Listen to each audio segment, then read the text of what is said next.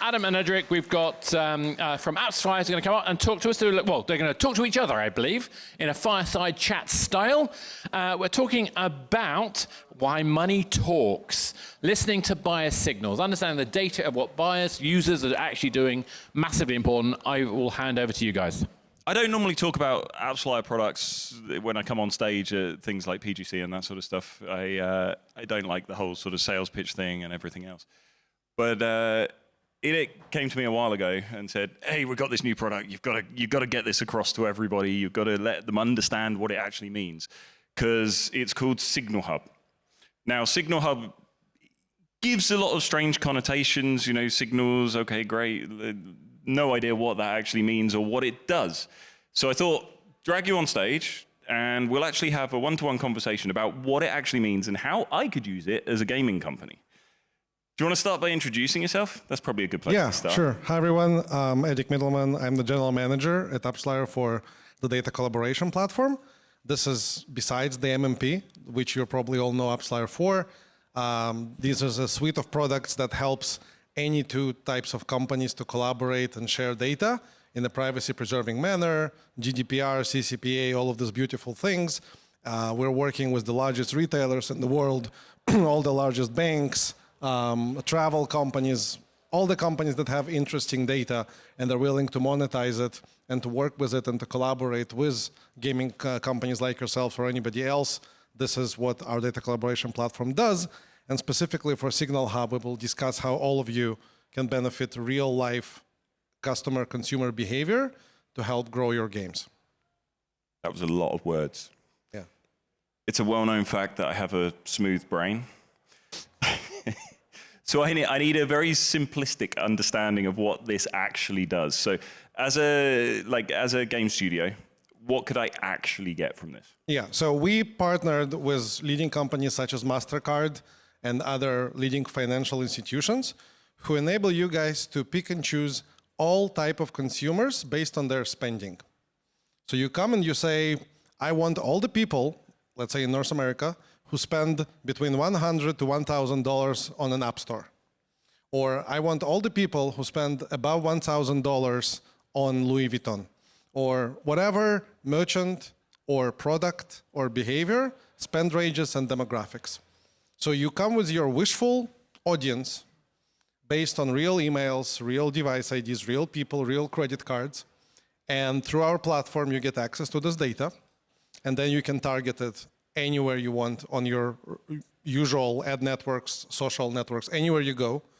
And you also can bring your own first-party data, your device IDs, your emails, your in-app events, to create suppression lists, to find joined audiences, to do retargeting if you want.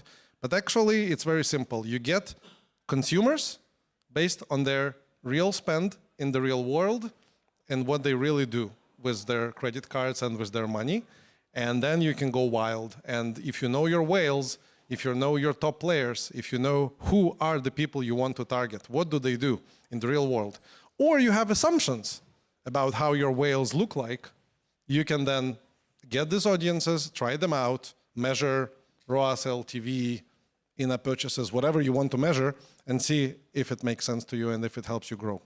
But normally, like when SaaS companies say this sort of thing, it's when something sounds too good to be true, it generally is, right? So how is this legal? Yeah, that's the number one question we always get asked. So our data collaboration platform is built on top of our data cleanroom.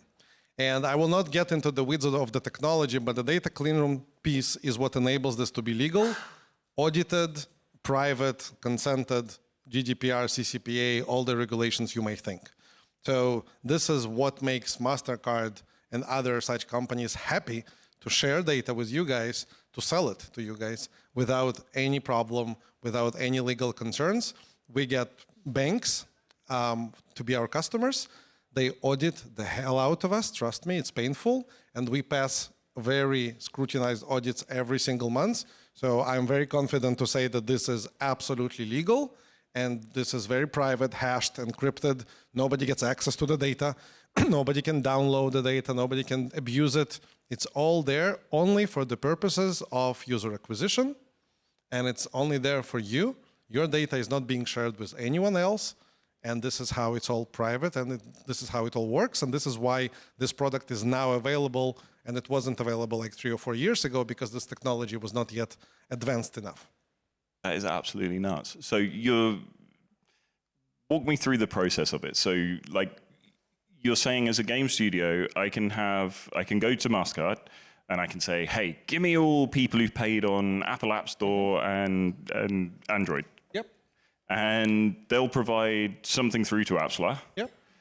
I can then use that to send custom audiences out to Facebook, Google, Exactly. whoever I want to target. Is there a limitation on who I can use to target or anything? No, there's no limitation. This audience can be activated across any ad network, DSPs, socials, walled gardens, whatever. It's based on your channels. We are integrated to the vast majority of the leading ones. If you use some obscure, weird one, let us know. We will be able to integrate. As long as the ad network of your choice has an API that can accept custom audiences, I don't mind connecting to that API, right? So it's exactly as you said. You ask MasterCard for audiences, and then it magically appears in AppsFlyer's platform. You click a button, and it magically appears in your Facebook cabinet, in your DV360, in your whatever, and then you run your campaign as you usually would. And of course, if you're an AppsFlyer customer as an MMP, you would measure it against all other channels. And these, they don't have to be like your own users. This is like, it's like, you remember when you used to go down the pub and meet someone and they say, hey, do you want to buy an email list? It feels like that. Yeah, it's that, but it's very targeted, and it's necessarily not your users, because you can bring your own users to exclude them, so you don't waste dollars on people you already own and players you already have. That's the beauty of it. While you can join your first-party data, your device IDs, with the MasterCard data or the Visa data or the whatever data, and then you really focus on user acquisition, on new-to-brand people. Or if you're in the retargeting business, you can do the opposite. You find your own people within these audiences, and you retarget them because you know that they spend a lot of money on Barbies. So now you can have a creative with a Barbie on it because you know these people have something to do with it. So you can impact your creative based on what these people buy, or acquire new ones based on your assumptions of how your whales and your top players look like. Or use those assumptions to then tailor the creatives that you're using in order to target or change the ways. Yeah, you can have an entire campaign tailored for a specific product because you know that you're targeting people who spend a lot of money on this specific product or with this specific merchant. Absolutely nuts. It works. Like, have you seen any success stories with this so far? Like, I mean, how are people working with it? Yeah, so like, what's the general? I mean, when you told me there was an instant sort of, oh my God, you know, how are people looking at this and what are they thinking of doing with it? Yeah, so the reason why I'm here is that gaming companies, this is available for all verticals, e-commerce, fintech, what have you, but the gamers usually tend to be at the cutting edge. You guys are very innovative. So when gaming companies heard we have it, they were like all over it. And we already have more than, I think, 7 live customers for this. We just announced it in November. So 2 months passed with the Christmas break in between. And they're all like in-app purchase gamers are looking to buy audiences of people who spend in app stores. Because if somebody spends more than $1,000 in an app store, that means A, they have a credit card, and they have the behavioral pattern to click this button and spend, and B, probably they have kids who do it. But that doesn't necessarily mean that they're going to, like, just because they have inclination to spend on the App Store doesn't necessarily mean that they're automatically going to spend in your game, right? True, I mean, but the likelihood of them being more heavy spenders is higher. Yeah. So you're targeting people who have more propensity to be in-app purchasers. But you still have to put a good game out. I mean, you still have to put something that people's going to want to pay. Nothing beats having a good product. Nothing Yeah. beats. You have to have a good game. You have to have a good onboarding. Everything you do needs to be there. But you know that these people have a tendency to buy in an app store. We take social casino games, etc. They come to MasterCard like, hey, can I please have all the spenders with casinos in Las Vegas, like real casinos? And they get 1 million Americans, like literally millions of Americans, who spend a lot of money in casinos. This is an interesting audience if your game is something to do with poker, with roulette, with casinos. You have people in the mid-core gaming, like all kinds of war games. They're targeting people who buy in Toys R Us or different such merchants. They buy toys or they buy gaming equipment. That again correlates with their hardcore user. So we see a lot of different verticals within gaming, identifying what means good user for them in the real world. And then you can also buy specific competitors of yours. So if your competition sells direct to consumer, their name will appear on the MasterCard list. So you can specifically ask for all the people who spend with your direct competition, as long as they're merchants of record. If they use upcharge, the guys here, then upcharge will appear on the MasterCard list. So you can ask all the people who spend X dollars with upcharge. Great, you know these people buy D2C coins. Great, now if it's relevant to your game, you can target them with your offering. So you can slice and dice according to merchants and products in the real world. Everything that goes to the MasterCard printout you get at the end of the month is within limits and is available. I mean, it's really got the potential to change user acquisition. Like the more companies that start jumping on this, the more advantage that there's going to be. It's absolutely incredible. But what is there limitations as to what I would actually be able to ask for from some of these providers? Yeah, every provider has their own privacy threshold. So if your ask will be 5 Americans, they will not give it to you, right? Because this is identifiable. So as long as your ask is something above 10,000 people, that is available. But again, this is what the data providers do for you. You ask an audience, still for free, you don't pay them anything. They go, they do the homework, they come back and say, yep, we can do it. Or, no, sorry, this is too small, please expand your query a little bit. And then you can play with your parameters, with the ad spend, with the ranges. Somebody just yesterday asked me, all the people who spend more than $2 million on their credit card. That's it.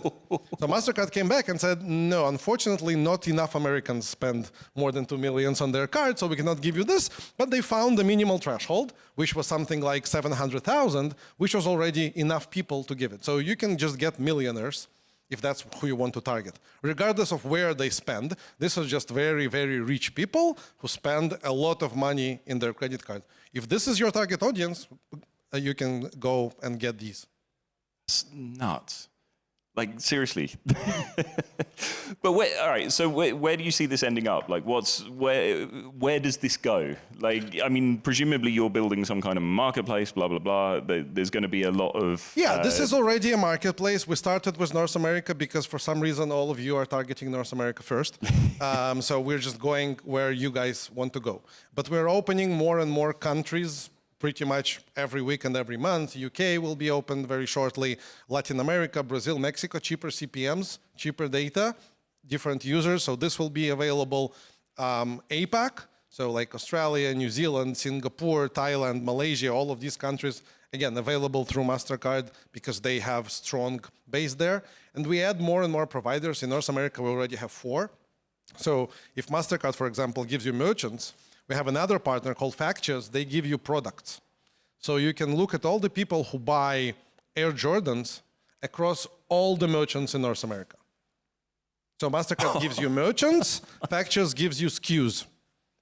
You can look at what SKUs are trending in Dallas. You can look at what shoes were selling the most in California. All of this is available as long as the number of people that you get back in this audience is big enough to pass the privacy threshold. So anything through the combination of these data providers is available. We're bringing now Equifax on board. They know about the socioeconomic status of the people. So you can combine the data from MasterCard with average salary. And then you're targeting people whose average salary is somewhere here, and their spending patterns are somewhere here, and then you know who you target. So by combining different sources, you really can build audiences that are tailored for your whales, for your needs, for your users, in every country pretty much. And the next phase of it is, of course, adding AI to that. I think we were 10 minutes in, I didn't mention AI, sorry. That's off-brand for you got to get it in there. But the idea is that some of you come to us and say, but we don't know what to ask.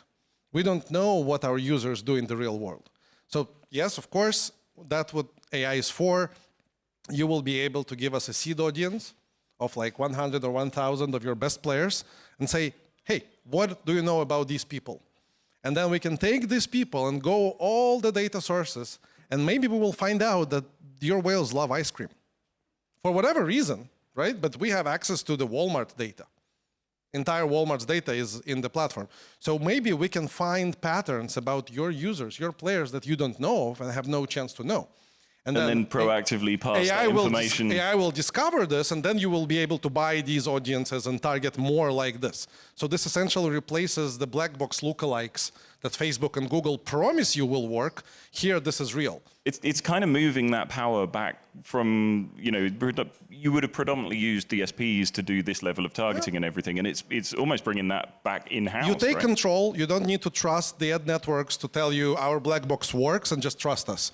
You take back control, you define your audiences, you look for interesting signals about them, you license that data, and you activate it directly. You know exactly what are you buying and who are you targeting, instead of, here's my seed audience, hey, AppsFlyer or whatever, do your magic. You said, like, part of this is going and talking to MasterCard and back and forward, sort of saying, I want this, and they're saying, no, we can give you this. Is that a costly, expensive process? Like, I mean, does this... So the whole reason is this difficult to start doing? The whole basically? reason we exist is that we automated all of this. So all of you here probably can do it by yourself, but this would require you a year of legal paperwork, of all the contracts, how do you get the data, you need privacy tech, all of this. So we built our Signal Hub for you, it's 2 clicks. You agree on an end user license agreement with MasterCard, you define the audiences, and you decide the ad network, and it works. So that's why we built this product, because otherwise, for you, it would be a lot of heavy lifting to get this by yourself. Can we help convince people's internal legal departments? We know how to do it. We have the paperwork. I meet CISOs and security teams every day. Gaming legal teams happen to be easier to convince than banks. We were able to convince banks. So any one of you who needs help to talk to your legal friends, who usually tend to be a pain, we know how to do it. We have the paperwork. Our legal team is very happy to jump on calls to help you convince your internal colleagues that that's fine, it's legal, it's all good. You're not buying some gray data of the second market. Yeah, you're not going to be in the newspapers. Amazing. And you're going to be on our stand, which is just outside the door I'm here the entire day, right here. 2 booths, I think, to the right. Feel free to reach out or through email or through whatever. You don't need to be an AppsFlyer customer. It's preferable, but you don't have to. You can use any MMP for that purpose. And you can start right away with a POC and see if it works for you. Amazing. Back to you, Oscar. And on that note, thank you very much. As tempted as I am to offer you questions, I think I ought to move on, but thank you very much. Very interesting stuff. Cool. And obviously, round of applause. Thank you. I mean, I think the more we understand about what players are actually doing, the better. And if we understand what their buying behavior like, even better squared.